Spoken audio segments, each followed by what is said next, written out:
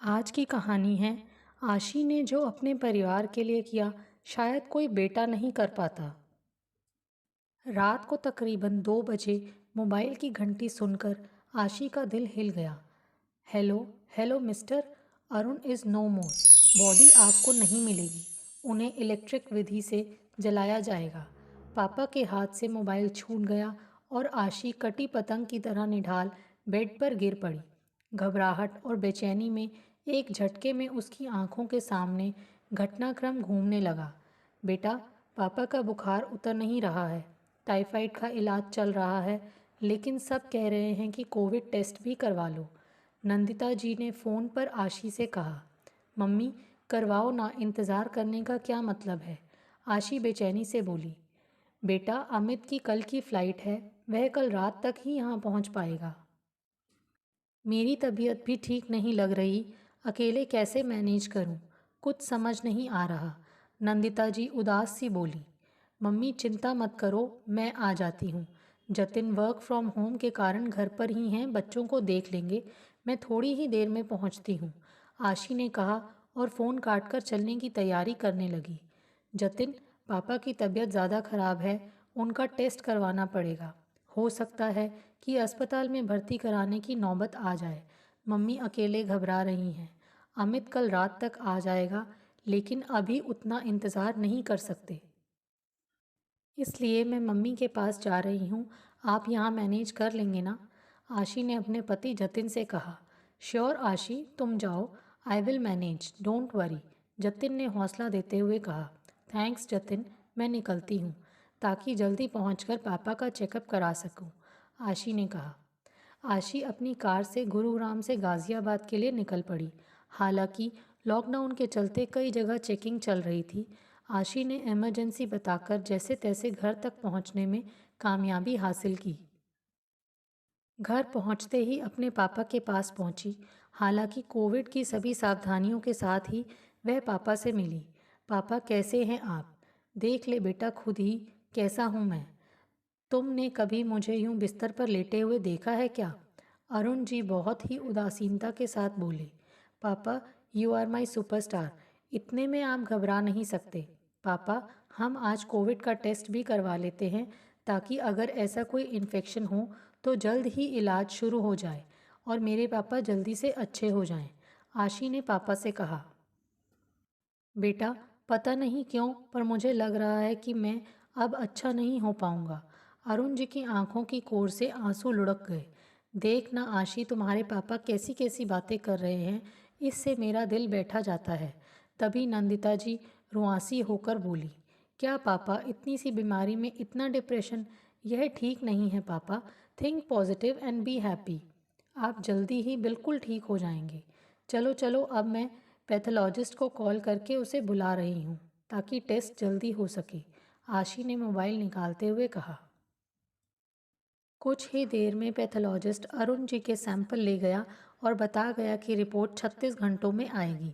अब इंतज़ार करने के अलावा अन्य दूसरा कोई रास्ता नहीं था। मम्मी, आप थोड़ा आराम कर लो, पापा को मैं देख रही हूँ। भैया का फ़ोन आया था, मैंने उन्हें बता दिया है कि पापा का टेस्ट हो गया है, रिपोर्ट 36 घंटे बाद आएगी। वे बता रहे थे कि उन्होंने भाभी और आर्यन को कानपुर उनके मायके भेज दिया है, क्योंकि यहाँ लाना भी सेफ नहीं था। वे खुद कल रात तक यहाँ पहुँच जाएंगे।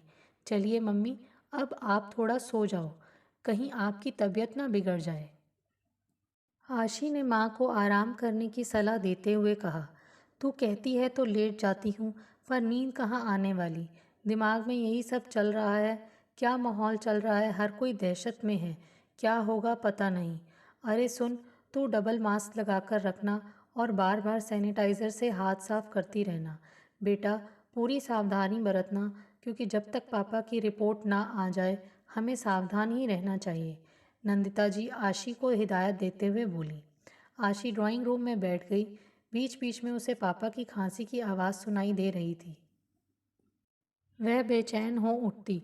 मन में यही डर समाया हुआ था कि कहीं पापा की कोरोना रिपोर्ट पॉजिटिव ना आ जाए, मगर इंतज़ार करने के अलावा अन्य कोई दूसरा रास्ता भी तो नहीं था। तभी मोबाइल बजा। आशी ने देखा जतिन का कॉल है। हेलो, हाँ सॉरी जतिन, मैं यहाँ पहुँचकर आपको बताना भूल गई। पापा का टेस्ट हो गया है, रिपोर्ट परसों सुबह तक आएगी। आशी बोली। ओके आशी, टेक केयर योरसेल्फ। सब ठीक हो ही जाएगा। तुम यहाँ की चिंता मत करना, ओके। जतिन ने संबल बढ़ाया। Thank you so much Jatin, आप लोग भी अपना ध्यान रखना, आशी ने कहा। Okay dear, bye, take care, bye. Aashi ने फ़ोन डिस्कनेक्ट कर दिया। आशी सोफे पर सिर टिकाकर बैठ गई। वह सोचने लगी कि यह कैसा समय चल रहा है। इस महामारी से देश दुनिया को कब निजात मिलेगी। न जाने कितनी जिंदगियां और ले लेगा यह वायरस। ज़िंदगी कब पटरी पर आएगी। बच्चों के स्कूल, ऑफिस, सभी कुछ कब तक सामान्य हो पाएगा और तब तक कितना नुकसान हो जाएगा। घर की व्यवस्थाएं और देश की अर्थव्यवस्था सभी चरमरा गई हैं। शायद सब जल्दी ठीक हो जाए, इसी उम्मीद के साथ आशी उठकर पापा को चेक करने गई। वे सो रहे थे। इधर नंदिता जी की भी नींद लग गई थी। आशी ने किचन में जाकर खुद के लिए कॉफ़ी बनाई ताकि कुछ एनर्जी मिले। थोड़ी देर में नंदिता जी भी उठकर आ गईं। दोनों बैठकर बातें करती रहीं।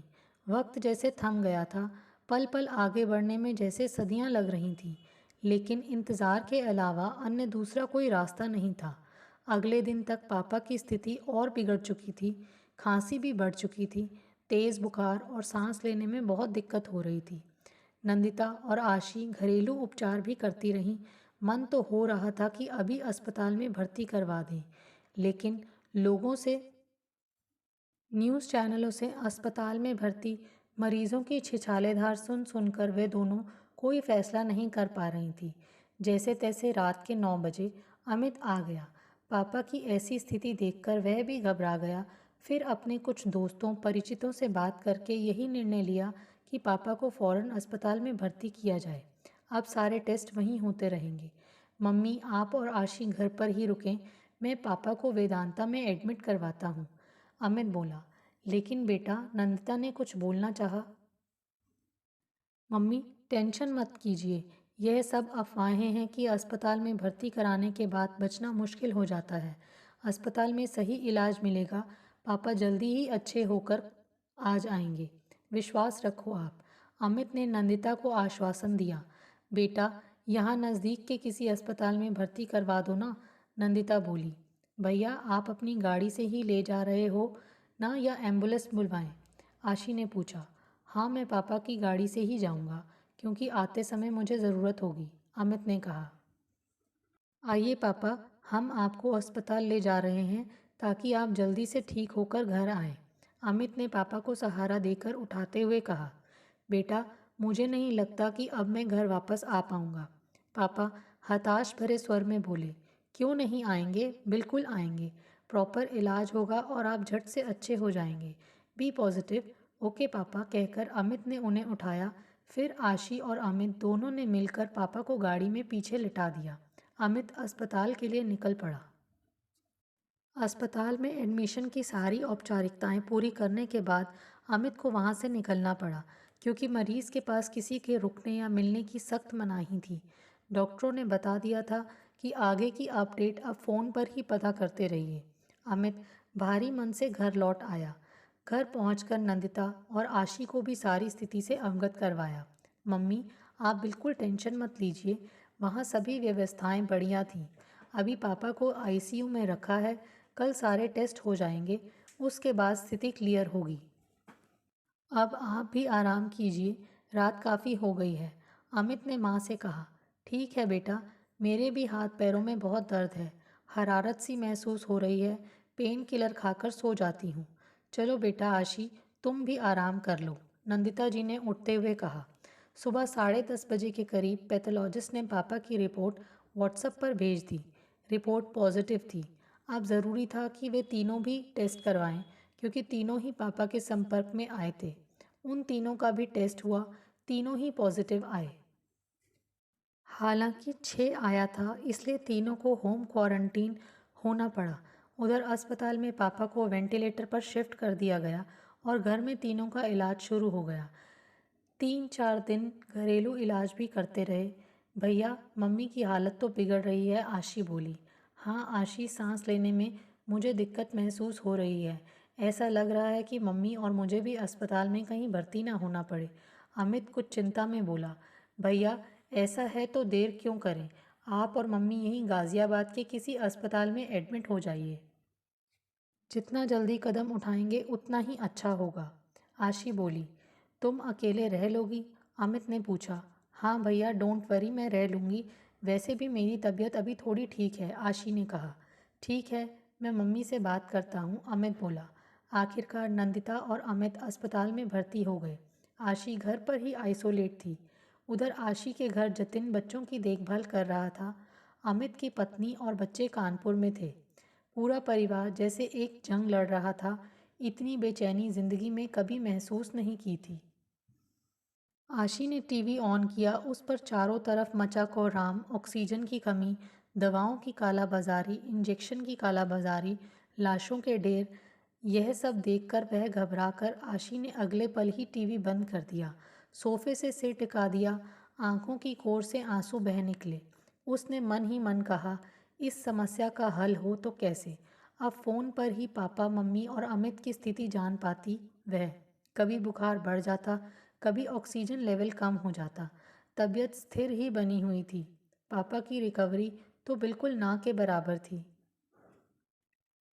पापा को एडमिट हुए करीब 20 दिन हो गए थे और मम्मी व अमित को भी 14-15 दिन, लेकिन अस्पताल से कोई अच्छी खबर नहीं मिल पा रही थी। आशी ने दोबारा टेस्ट करवाया था। उसकी रिपोर्ट 2 दिन बाद आनी थी। आज की रात आशी को बहुत बेचैनी हो रही थी। वह बेड पर बैठे बैठे समय काट रही थी। उसे नींद नहीं आ रही थी। मन किसी अनहोनी की आशंका से सिहर जाता था। रात 2:30 बजे मोबाइल बजा और खबर सुनकर आशी का दिल बैठ गया। मिस्टर अरुण इज़ नो मोर। पापा। हाथ से मोबाइल छूट गया। आशी कटी पतंग की तरह निढाल बेड पर गिर पड़ी। क्या करती?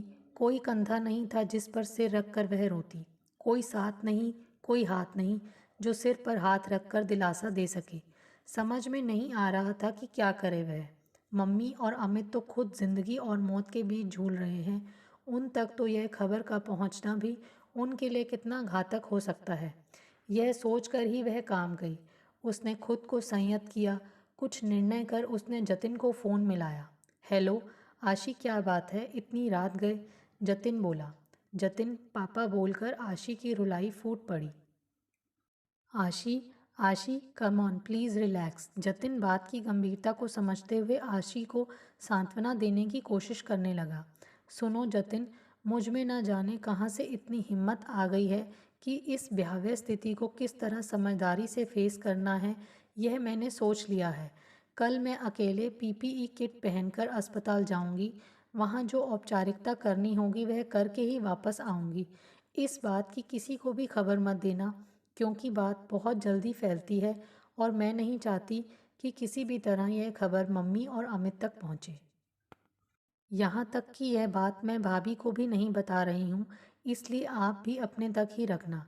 आशी एक सांस में ही सब कुछ बोल कर गई। लेकिन आशी, तुम अकेली? मैं आ जाता हूँ ना, मैं भी पीपीई किट पहन लूँगा, जतिन बेचैनी से बोला।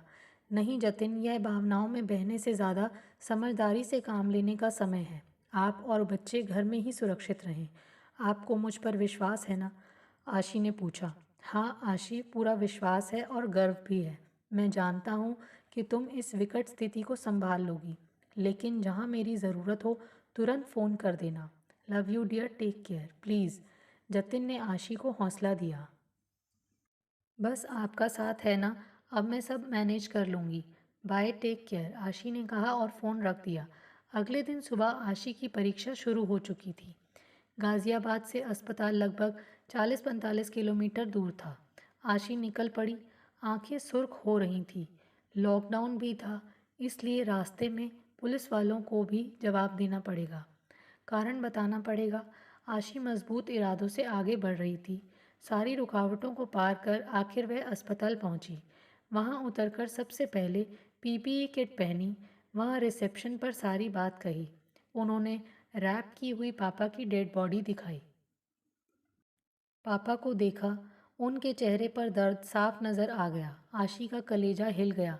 अस्पताल वालों ने इलेक्ट्रिक विधि से अंतिम संस्कार कर लगभग 4 घंटे के बाद पापा की अस्थियां आशी को सौंप दी। पेमेंट तो कोई ड्यू नहीं था क्योंकि सभी कुछ ऑनलाइन चल रहा था। आशी अस्थियां लेकर वहां से निकल पड़ी। उसने कुछ राख हिंडन नदी में प्रवाहित कर दी, बाकी सुरक्षित रख ली। आशी पसीने में नहा रही थी। उसने पीपीई किट उतारकर आग के हवाले कर दिया। आशी खुद नहीं जानती थी कि आज उसने कितना बड़ा काम किया है। बहुत ही हिम्मत का काम था यह सब करना। लेकिन उसे अब सिर्फ मम्मी और अमित के प्राणों की चिंता थी। बस उन्हीं को बचाने के लिए आशी कमर कस चुकी थी। घर आकर नहाने के बाद आशी ने सबसे पहले जतिन को फ़ोन किया। हेलो आशी, सब कुछ ठीक है ना? जतिन ने फ़ोन उठाते ही कहा। हाँ जतिन, सब ठीक से हो गया। सुनो, कल मेरी रिपोर्ट भी आ जाएगी। आई होप कि अब मैं नेगेटिव ही होंगी, तो कल शाम तक मैं घर आ जाऊंगी। ओके, आशी बोली। 100% नेगेटिव ही होगी, जल्दी घर आ जाओ। यहाँ तुम्हारी भी देखभाल अच्छे से हो जाएगी और हम मम्मी और अमित को डिस्चार्ज करवा के यहीं ले आएंगे। जतिन बोला। हाँ जतिन, पर पता नहीं कि कब वे डिस्चार्ज होंगे, लेकिन तब तक पापा वाली बात बिल्कुल सीक्रेट ही रहे। आशी बोली। बिल्कुल सही, तुम चिंता मत करो, बस कल आने की तैयारी करो। जतिन बोला। Okay bye Jatin. Okay, take care Aashi. अगले दिन आशी की रिपोर्ट आ गई, नेगेटिव ही थी। आशी ने राहत की सांस ली। उसने अपनी पैकिंग की, घर को अच्छी तरह सैनिटाइज करके फिर दोपहर करीब 3 बजे अपने घर को निकल पड़ी। लॉकडाउन की वजह से कई दिक्कतों का सामना करते हुए रात करीब 7 बजे गुरुग्राम अपने घर पहुंची। घर पहुंचकर सबसे पहले नहाई। बच्चों व जतिन को हिदायत दी कि अभी कुछ दिन उससे दूरी बनाकर ही रहें और मास्क भी लगाकर रखें। अमित और मम्मी के डिस्चार्ज के इंतज़ार में दिन कटने लगे। बीच में मम्मी से एक बार वीडियो कॉल पर बात हुई। उन्होंने पापा के हालचाल जानने चाहे। आशी ने बताया कि रिकवरी स्लो है, पर आप चिंता मत करो, सब ठीक हो जाएगा। करीब 8 दिनों के बाद अमित को डिस्चार्ज मिल गया। काफ़ी कमज़ोरी थी, इसलिए आशी ने फैसला किया कि अभी उसे पापा के बारे में कुछ नहीं बताएगी। उसे वह अपने घर ही ले आई। पहले उसकी हालत यह सदमा सहने के लायक हो जाए, उसके बाद ही वह बात बताई जाए, सोचकर आशी उसकी देखभाल करने लगी। अब चिंता मम्मी की थी। आशी बहुत ही कड़े इम्तिहान से गुजर रही थी, लेकिन एक शक्ति ने उसे बुलंद कर दिया था कि वह बिल्कुल सामान्य रहकर यह सब कर पा रही थी। आखिरकार अस्पताल से कॉल आया कि आप कल नंदिता जी को डिस्चार्ज करा सकती हैं। आशी ने राहत की सांस ली, लेकिन कश्मकश और ऊहापोह की स्थिति तो थी ही कि मम्मी को पापा के बारे में क्या बताएं, कैसे बताएं। लेकिन सच्चाई तो जाहिर होनी ही है, इसलिए आशी ने खुद को और हिम्मत दी। अगले दिन मम्मी घर आ गई। बहुत ही कमज़ोर थीं, फिलहाल तो चुप्पी ही बेहतर है। यही सोचकर आशी सामान्य होने का उपक्रम करती रही। नंदिता जी नहा धोकर बेड पर बैठी और आशी से बोली। आशी, पापा से बात नहीं हो सकती क्या? मम्मी, पापा से बात नहीं हो पाएगी, आप आराम करो, बाद में कोशिश करेंगे। बहुत मुश्किल हो रहा था मम्मी और अमित के प्रश्नों के उत्तर देना। दिन प्रतिदिन उन लोगों की हालत में सुधार हो रहा था और वे दोनों पापा के बारे में पूछते जा रहे थे। एक दिन अमित बोला। मम्मी, आज मैं अस्पताल फ़ोन लगाकर पता करता हूँ, आखिर पापा की रिकवरी इतनी स्लो क्यों हो रही है। हाँ बेटा, ज़रूर पता तो कर, नंदिता जी बोली। आशी, अस्पताल का नंबर तो दो ज़रा, आज पापा के बारे में मैं डिटेल में बात करता हूँ, अमित बोला। आशी बाहर आई और उसके हाथ में लाल कपड़े में लिपटा एक कलश था, जिसे देखकर अमित और नंदिता स्तब्ध रह गए। यह क्या है? नंदिता जी का दिल जोर से धड़क उठा। पापा, आशी भरी हुई आंखों से बोली। बदतमीज, नंदिता जी ने उठकर आशी के गाल पर एक थप्पड़ रसीद कर दिया। मम्मी, आशी फपक पड़ी। कब आशी? अमित ने पूछा। 20 दिन पहले, 5 तारीख को, आशी सिसकते हुए बोली। क्या? और तू अब तक हमसे झूठ बोलती रही? नंदिता जी बदहवासी आशी को झंझोड़ते हुए बोली। मम्मी, पापा तो जा चुके थे, लेकिन मुझे तो उन लोगों को सहेजना था ना जो जिंदा थे, बस इसलिए, कहते हुए आशी फूट फूट कर रोने लगी। अचानक नंदिता जी ने आशी को भींच कर सीने से लगा लिया। मेरी बच्ची, माफ़ कर दे मुझे, कितने सख्त इम्तिहान से गुजरी तू, कितना धीरज, कितना साहस, कितना संघर्ष करना पड़ा होगा तुझे सच में यह कोविड बहुत कुछ ले गया, लेकिन बहुत कुछ दे भी गया, और वह है हौसला, एक दूसरे की परवाह और कई सबक। नंदिता जी ने आशी और अमित को गले से लगा लिया। लाल कपड़े से लिपटे कलश में जैसे पापा मुस्कुराते हुए कह रहे थे, शाबाश मेरी बेटी। दोस्तों, आपको हमारी ये कहानी कैसे लगी? प्लीज़ कमेंट्स करके बताइए। Thanks for watching this video.